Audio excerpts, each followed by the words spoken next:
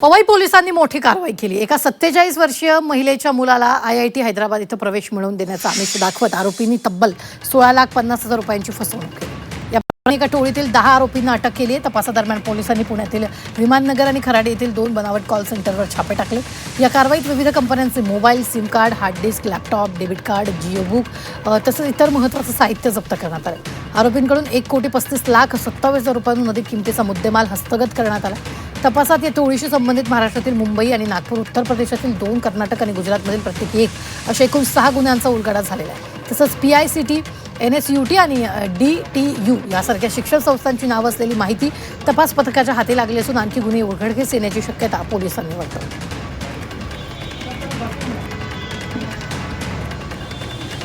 आमच्या अकाउंटच्या माध्यमातून इंजिनिअरिंग कॉलेजला ॲडमिशन देतो म्हणून फसवणूक केल्याचा एक गुन्हा दाखल करण्यात आलेला होता। या गुन्ह्याचा तपास पवई पोलीस स्टेशनच्या टीमच्या मार्फत चालू होता।